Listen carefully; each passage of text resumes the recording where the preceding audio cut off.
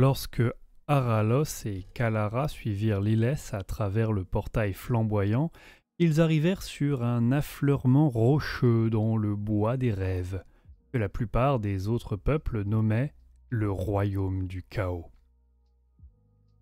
En dessous, à moitié caché par une brume jaune et fétide, s'étendaient paresseusement les branches d'une forêt fétide. Lilès leur parla de la déesse Shalia et leur dévoila qu'elle était retenue captive au cœur du manoir de Nurgle. Elle expliqua que Shalia devait être secourue, car elle était vitale pour la survie des humains tout autant qu'Isha l'était pour les elfes. L'heure était si grave que le destin d'Ultuan importait peu si le reste du monde sombrait dans la maladie. Il fallait la sauver, maintenant ou jamais, car Nurgle était occupé à négocier avec ses frères à la cour des trêves. Cependant, il risquait de revenir à tout moment. De plus, il faudrait peut-être des mois pour que Shalia recouvre ses forces, alors que le temps leur était déjà compté. Même si Lilith ne pouvait pas aider directement Araloth et Kalara, car elle ne pouvait pas courir le risque d'être capturée, elle leur insuffla autant de ses forces que possible, ce qui leur permettrait de survivre malgré la corruption du domaine de Nurgle. Avant de partir, la déesse leur jura que le portail resterait ouvert là, sur le pont des fous, jusqu'à ce qu'ils reviennent. Puis, elle disparut, et les elfes se retrouvèrent seuls. Araloth et Kalara descendirent vers les bois.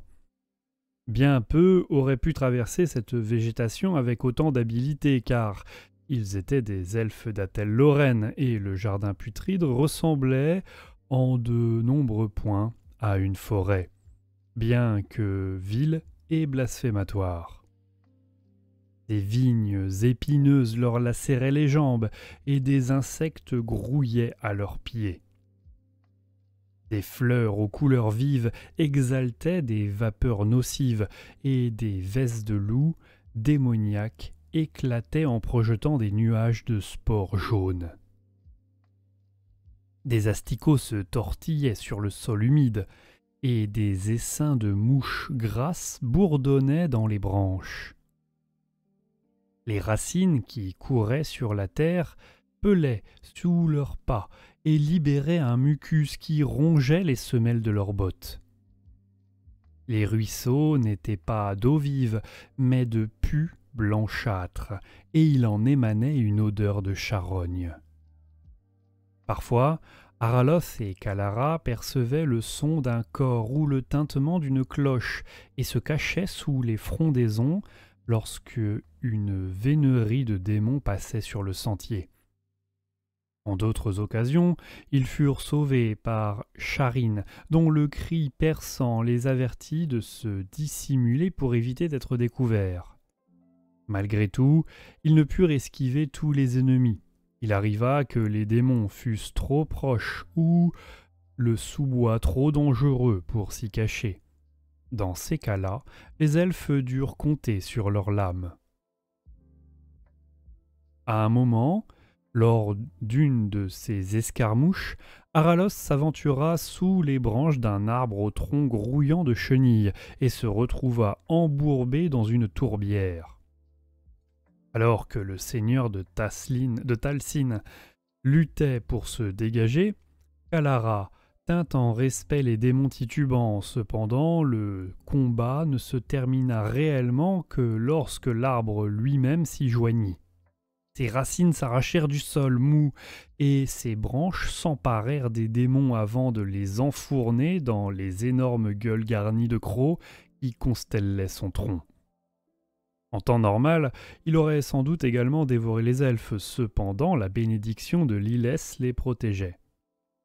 Quand Kalara réussit enfin à dégager Araloth, ce dernier s'aperçut que des sangsues au corps blanc et segmenté étaient accrochés à sa peau, et seuls les cerfs de Scarine purent les déloger.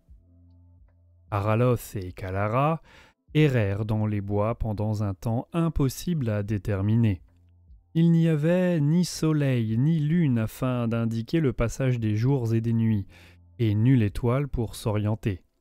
Il n'y avait qu'un ciel aux ocres tourbillonnantes, lourd de la puanteur et de la putréfaction des échos des rires déments. Les elfes comprirent qu'ils s'étaient perdus sans avoir jamais aperçu le manoir de Nurgle. Aralos priait sans arrêt Lilès de leur venir en aide. Toutefois, la déesse de la lune restait silencieuse. Après ce qui parut une éternité d'errance, Aralos et Kalara trouvèrent enfin de l'aide, non pas sous la forme de la déesse, mais sous celle d'un érudit. Ils rencontrèrent au milieu d'une clairière bordée d'arbres morts. Ce n'était pas un démon, mais un humain perdu dans un soliloque. Il tenait une plume dans une main et un grimoire dans l'autre, et beaucoup d'autres ouvrages étaient accrochés sur son dos. Ils recelaient tous un immense savoir concernant les royaumes des dieux. À sa ceinture pendait une épée forgée par les nains, dont les runes scintillaient dans la lumière impie de la clairière. Ses yeux étaient cernés et sa peau couverte de chancre. Pourtant, il souriait en se racontant des histoires joyeuses. Au départ, il se méfia d'eux, estimant sans doute qu'ils représentaient un danger, mais il était avide de dégoûter leur histoire, et leur offrit finalement de les aider. Tout comme eux, il était piégé dans le royaume du chaos depuis ce qui lui semblait être une éternité. Toutefois, il semblait que les dieux désiraient qu'il couchât par écrit ce qu'il apprenait sur cet endroit, car il avait le don de s'orienter comme il le désirait. Certes, sa présence était également une gêne, car il s'arrêtait régulièrement pour cataloguer tout ce qu'il observait. Pourtant, sans lui, les elfes n'avaient aucune chance de trouver le manoir de Nurgle. C'est pourquoi ils tolérèrent ses excentricités de bonne grâce et le défendirent avec leurs lames lorsque cela s'avérait nécessaire. Quelque temps après, les trois voyageurs arrivèrent devant une formation cristalline étrange. Elle s'étirait à travers les bois, parfois en surgissant du sol avant de former des arches par-dessus les arbres. L'érudit expliqua qu'il s'agissait en fait du domaine de Tsinch, un labyrinthe de cristal hanté par des âmes damnées.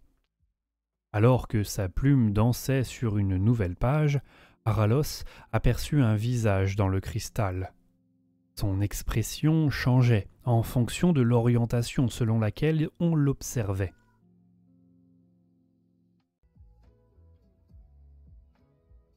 L'elfe entendit alors la voix de ce prisonnier porté par la brise. Il raconta qu'il était un sorcier qui avait fabriqué une pierre magique capable d'ouvrir une faille entre le monde des mortels et celui des dieux. Malheureusement, il avait été piégé lors d'un de ses voyages. Il supplia les elfes de le libérer de sa prison, leur offrant en échange ses services. Aralos se méfiait, car il se doutait de la duplicité du sorcier. Cependant, il demanda malgré tout à l'érudit s'il était possible de le secourir. Celui-ci confirma que c'était faisable et leur montra comment fabriquer une corde avec les fils de leur mémoire et d'attacher à l'entrée du labyrinthe pour en retrouver la sortie. C'est ainsi qu'Aralos et l'érudit pénétrèrent dans le dédale de cristal. Kalara resta à l'entrée avec Scarine perchée sur son épaule. Ses mains tenaient fermement la corde tressée avec les souvenirs qu'il partageait avec Lilith et que même Tsinch ne pouvait découvrir. La folie assaillait Aralos à chaque pas. Les facettes du cristal lui montraient des bribes du passé qui ne s'étaient jamais produits et de futurs impossibles, si bien que le seigneur de Talcin dut fermer les yeux et laisser l'érudit le mener à travers les couloirs scintillants. Des menaces et des promesses se bousculaient dans l'esprit de Araloth. Cependant, il se raccrochait désespérément à la mémoire de Lilès. Par conséquent, les voix dans sa tête finirent par se dissiper. Au bout d'un temps terriblement long, Araloth et l'érudit trouvèrent le sorcier. Il était prisonnier, retenu par une image déformée de lui-même. Celle-ci feula lorsque Aralos approcha, mais l'elfe ouvrit enfin les yeux et frappa la créature avec sa lance et la fit exploser en 1000 fragments. Même depuis l'entrée du labyrinthe, Kalara pouvait entendre les murmures qui assaillaient Aralos. Cependant, elle ne leur prêta aucune attention. Son devoir envers Lilès était bien plus important que ce que Aralos pensait, et elle était déterminée à l'accomplir. Elle tint fermement la corde jusqu'à ce que l'elfe, l'érudit et le sorcier sortent indemnes du dédale. Le groupe se remit en route sans un mot. Aralos et Kalara étaient exténués par leurs errances, tandis que l'érudit était occupé à prendre des notes sur le labyrinthe tant qu'il s'en souvenait. Quant au sorcier, il était distant et maussade. Il n'avait pas caché son mécontentement lorsque les elfes lui avaient révélé leur destination. Mais il avait tenu parole et les accompagnait. Au bout de plusieurs heures, le groupe arriva dans une clairière où les branches des arbres s'agitaient. Le sol était recouvert d'un tapis de gros insectes aux mandibules cruelles.